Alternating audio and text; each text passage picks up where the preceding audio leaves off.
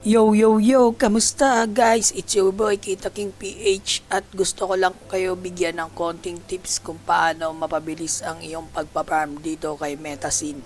Kaya panoorin mo na tong video. Let's go!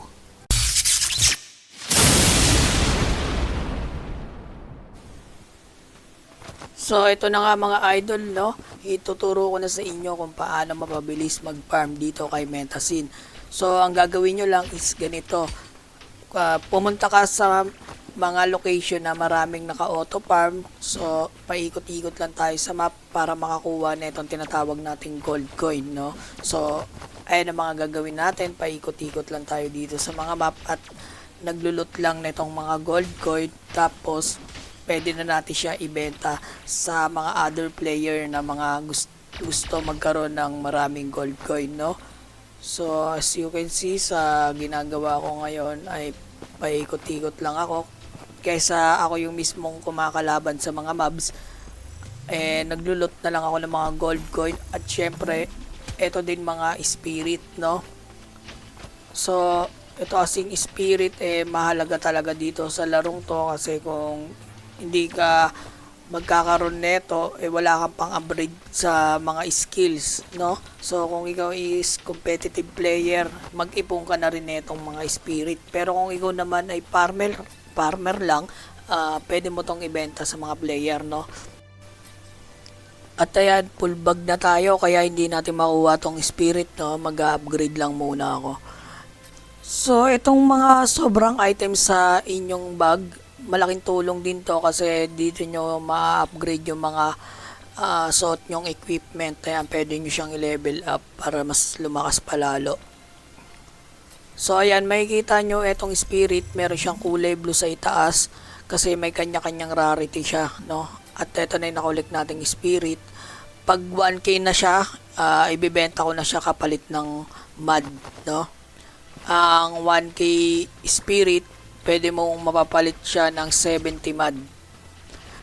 Ang kahalagaan kasi netong mud na to, no, makakabili ka ng mga items dito sa market at pwede mo rin siya i-withdraw kapalit ng USDT, no? So pag nakaipon tayo ng marami dito, kaya ganito lang ang ginagawa ko ngayon, naglulot lang ako ng mga gold coin at etong spirit, no? Makikita nyo yung gold coin and nga pala yung mga kulay gold na bilog, no? Ayan yung game currency natin, yung gold coin. Madami din bumibili ng gold coin. As of today, yung gold coin price natin is 100k gold coin. Kapalit niya is 30 to 40 mad. Pwede siya ipapalit, no? So, in demand talaga rito itong gold coin at saka spirit. Kaya ayan, paikot-ikot lang ako rito sa map. Random location yan yung spirit natin, no? Random location siya lumilitaw. Ayan. Then dito makikita nyo pala yung mga items na parang merong orasan sa ibabaw, no? So ayun yung loot timer niya. Hindi mo pa siya pwede makuha once na nakikita kang orasan sa itaas niya. Kasi may timer siya. Pero kung ikaw yung makakapatay sa mga mobs na yan, tingnan nyo yung mga lumalabas na drop, wala siyang orasan sa ibabaw, pwede mo na siya makuha kagad kasi sa'yo naman yun. Ayan, so makikita nyo, diba nakuha ko agad. Pero yung mga ibang items, hindi ko pa siya pwede makuha, kaya ang ginagawa ko, lumilipat-lipat ako ng pwesto para yung may mga timer na items na hindi pa rin nakukuha ng matagal, pwede ko na makuha pag dumaan ako. Ayan o, diba nakikita nyo? Para lang ako naglalaro din dito ng Super Mario kasi nagkukuha lang tayo ng mga gold, no? at ayan, no? Mas marami talagang benefits sa paglulot lang dito at paikot-ikot lang dito kay Metasin. Kung ikaw gusto mo lang naman maging farmer dito at mag-take profit, ganito lang ang gawin nyo, no? At kikita ka dito. Pero kung ikaw naman competitive player at makipagsabayan sa mga malalakas, pwede kang gumastos dito mga idol, no? Pero yung gagastusin natin kahit hindi naman ganun kalaki, pwede na rin makipagsabayan dito. Pero kung gusto mo talaga na free to play ka lang, tiyaga-tiyaga ka lang dito sa pagpaparm at ipunin mo lang tong mga nakukuha mo, sabay ibenta mo sa other player na mga naghahanap. So, 'di ba, napakadali lang mga idol. So, 'di ba napapansin nyo, yung ibang mga player naka-auto attack lang sila. Ang ginagawa kasi niyan is yung XP lang yung mga kinukuha nila, no? So, mga naka-AFK lang yan, naka-auto attack. Pero walang auto attack dito mga idol. Siguro gumagamit yan ng mga clicker, no? Kaya malaki yung chance natin na makalot dito dahil sila ay mga naka-AFK attack lang. Hindi sila gumagalaw, no? Dahil nagpapa-XP lang yung mga yan. Ito palang larong to mga idol, wala ritong auto attack, no? At hindi rin siya pwede gamitan ng emulator dahil meron siyang pang PC na client, no? Kaya hindi, kahit di ka na gumamit ng emulator dahil hindi talaga gagana dito. At saka meron din pala tong pang mobile version, no? So makikita nyo yan pag pumunta kayo sa may website ng mismong Metascene. Meron siyang pagpipilian doon for PC and for mobile. So ano pang inaantay nyo mga idol? Napakaganda ng larong to, no? Nasa beta test pa naman to, kaya pwede ka pa humabol dito sa laron to at mag-farm at kumita.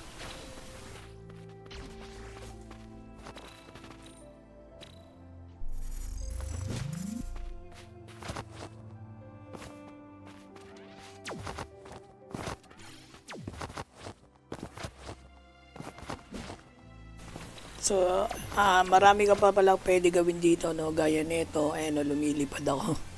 Tsaka pwede rin pala dito mga idol na lumangoy, no? Yung makikita nyo yun sa tubig, pwede nyo yan langoyin. Tsaka may mga double jump dito, no? Yung mga classes pala rin nito, pwede mo siya iba-ibayin ng class, no? Unlimited siya sa pagpapalit ng class. Pero ang advice ko sa inyo is mag-focus na lang kayo sa isang class para yun talaga yung lalakas, no? Tulad ko, ayan, nung una pinili ko is yung boxing glove, pero ngayon naka gun.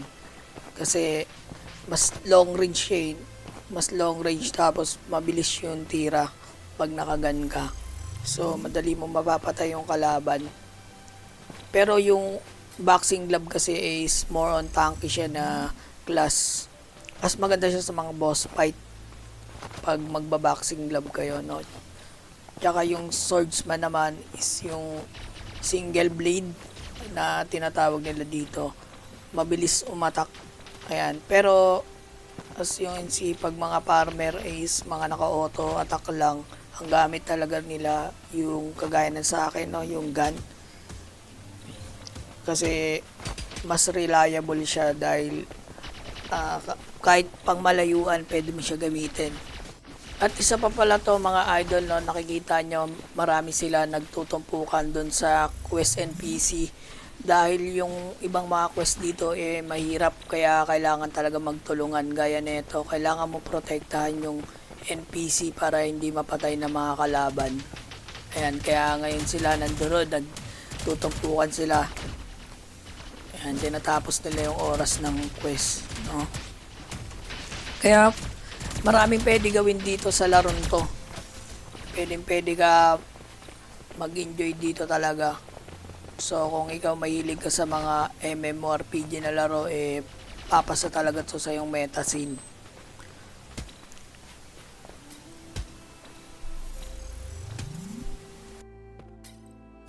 And as you can see, 'di ba, no, marami ako na mga blue items, napulot ko lang din yan dito habang paikot-ikot lang ako sa map na to, no. Kaya marami ako naikuha blue items din na pwede kong ipang-upgrade sa equipped items ko, no. Ayan, tamang ikot lang muna tayo. Ipon ng pambenta, ganyan lang naman yung mga ginagawa pag mga farm, no. Kasi feeling ko mas mahirap pag solo hunt ka, kaya mas mabilis dito pag paikot-ikot ka lang sa mga ganito kaysa magsarili ka, no. kalabanin mo mag-isa yung mga mobs na yan, medyo matagal din mapatay. Tsaka hindi naman ganun karami yung drop nila. Kaya mas okay talaga itong paikot-ikot na lang dito sa mga map. At least, pag dinadaanan mo yung mga items, sure talaga na mapupunta sa'yo, no? Malay mo, makaswerte ka nito na spirit na purple, no? Ayan, malapit na tayo mag 1k spirit. May pambenta na naman tayo. Ayan, hindi pa rin tapos yung mga quest nila, no? Kasi pinoprotektahan pa nila yung NPC. Ayan, tinan nyo. Ang daming items, so pakalat-kalat lang.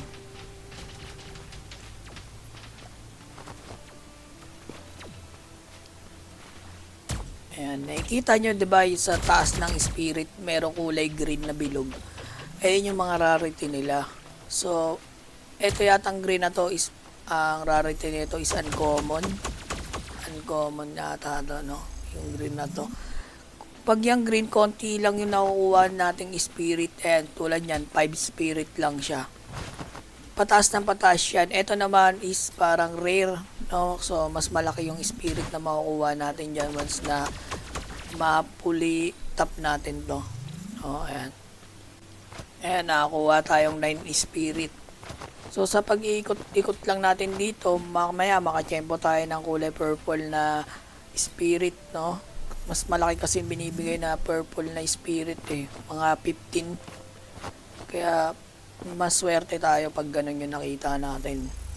Ayan, kadalasan puro rare ang nakikita natin. Pero mas marami pa ding uncommon. So, ayan, ikot-ikot pa tayo.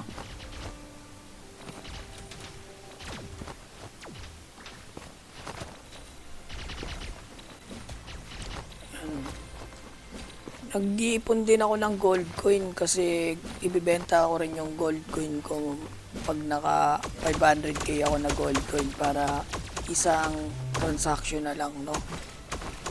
Tapos, syempre, mag-upgrade ako ng konti ng karakter ko para lumakas-lakas. Tapos yung iba pang benta, pang cash out natin, no? So, ayan, simple lang naman to laruin, mga idol, no? Ganyan lang naman. Paikot-ikot lang. Kung ikaw naman familiar ka na sa mga ganitong MMORPG, syempre madali mo na lang ito mga kabisado kung paano yung game mechanics nila. No, and kahit sa mga bundok, pwede siya umakyat, no? Sa mga puno, pwede siya na pumatong din dyan sa mga puno na yan. Pag mataas talaga yung natalon. So, ayan, no, lumilipad ako, no? Diba? Para nagga-gliding.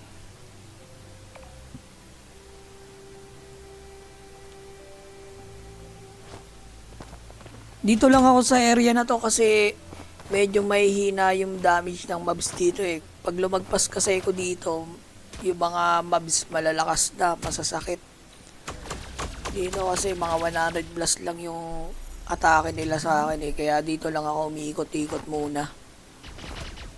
At saka isa pa palang tips mga idol, no? Pag nakakita kayo ng kulay pula yung pangalan, wag kayo didikit doon kasi pag napatay kayo nun, yung mga player yun na mga nagtitrip, minsan kumakatay sila ng mga naka-auto farming. At ito na nga, nakakuha tayo ng epic na spirit, no? Yung kulay purple nga, ayan yung bigay sa atin, no? 15 spirit agad. So, bihira ka lang naman makakuha ng ganyan. Kadalasan talaga itong mga rare kulay blue, no? Ang nakukuha natin. Yun, mabalik tayo pala dun sa ano, ng PPK nga. Yung mga ibang player na kulay red yung pangalan, sabi ko nga na wag ka lalapit doon. Kasi once na mapatay ka nila, pwede kang mahulugan ng gamit dito, no? Tsaka yung ibang laman ng mga bag mo, pwedeng mawala once na mapatay ka nun. Tapos, sila na ang makakuha ng syempre. Ayan yung mga kumakatay sa mga naka-auto farm na to eh. Yung mga player na ano, kulay red yung pangalan. Yan, pag wala kang magawa, pwede ka may pag-PK dito. Open map to, no? Open PvP siya.